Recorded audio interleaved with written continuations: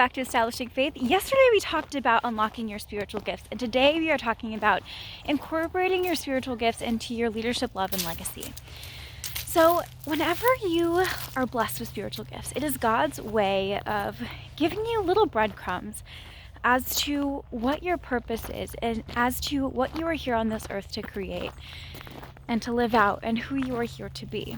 So your spiritual gifts are some of the clues that you have to help you move towards your purpose. Now, I made a video before talking about your purpose, and I will link it here at the end of this video. But whenever you are working on living your purpose and living out your God-given legacy and creating it, the easiest possible path for you to create your God-given legacy is by incorporating your spiritual gifts into your love, leadership, and legacy.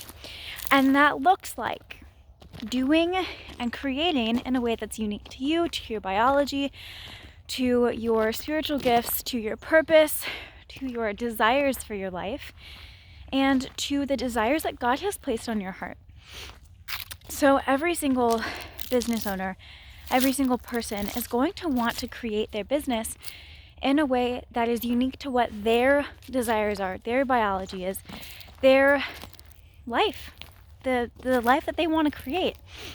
And the way that we incorporate our spiritual gifts into that is by activating our leadership, activating the parts of you that God has created you uniquely as. So whenever we are talking about spiritual gifts, for some of you that might be a leadership style, for some of you that might be a communication style, for some of you that might be like strategic visioning and an incredible discernment gift and intuitively knowing which path to take. And for some of you that might be creative ability, that might be your art forms, your artwork. And it doesn't matter what set of spiritual gifts that you have. What is important is that you actively start to bring them into your life. So the traditional business and leadership world teaches you that, you have to write a business plan, then you have to go find investors, or you have to bootstrap, and then you start up and go through the business growth cycle in a very linear fashion. But when you are building a business for the kingdom of God, when you are building a business with God, the business cycle is totally different. The business cycle is dependent on you and your relationship with God. Because what happens is you start to live out your purpose. You start to live out your prophecy via the vehicle of your business. And so your leadership comes from God. Your leadership comes from your relationship with God. Your business comes from your relationship with God. It's all built on the same foundation of your relationship with God. And so whenever you bring your spiritual gifts into the mix, you add in this competitive advantage that's unique to you, which is why traditional business strategies or blueprints might work for you for a certain amount of time, and then they just stop. They kind of stagnate because they're not tailored to your unique biology, your relationship with God, and or your spiritual gifts. So this is why copy-paste blueprints and strategies for business and leadership and relationships don't work. If you've ever wondered why personal development works really, really well up until a certain point, and then you just can't get any more results, that's why. Because it doesn't incorporate your relationship with God or your relationship with your love, leadership, and legacy, and your spiritual gifts and your purpose and who you were created to be. So bringing your spiritual gifts into your business is your competitive advantage. It's how you create a legacy that stands the test of time. And it's how you create generational wealth and something that you're going to pass on to your kids, great-grandkids, great-great-grandkids. And it's sustainable because it is organic to your unique design and creation.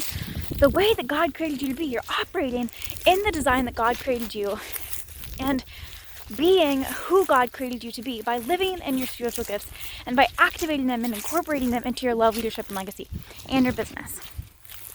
So whenever you are curious as to, okay, I've been doing the traditional startup strategies or traditional business and leadership strategies, how do I start activating and incorporating my spiritual gifts? Well, that's really simple because your spiritual gifts are something that you're organically good at. And it's not something that takes a lot of effort for you to live out or for you to try. It's just a part of who you naturally are. And the only piece that's required is bringing more of you to your table, bringing more of you to the business. If you have a gift of creativity, bring that into your business, bring that into your leadership, bring that into your client connections, into how you deal with your team members, into your scaling strategy. If you have a spiritual gift of discernment, then bring that and incorporate that into your strategic vision, into your strategic plan. If you have a spiritual gift of like an aspect of devotion, bring that into your business, your love, and your leadership just by being who you are. It's not this really complicated 10-step process. It's simply by being more of who God created you to be and less of who the world wants you to be. That's all you have to do. Just be more of yourself. Now, of course, that's always easier said than done. Everyone's like, oh, be more of yourself, be more authentic. But it's simple because it's true. Simple scales, complex fails. That's why the simplest systems work. That's why the people who go viral and create these incredible businesses and they have 20 million consumers are the way that they are, because they have created something that's authentic to them. An example of this would be like Ballerina Farm. And that's all that you have to do.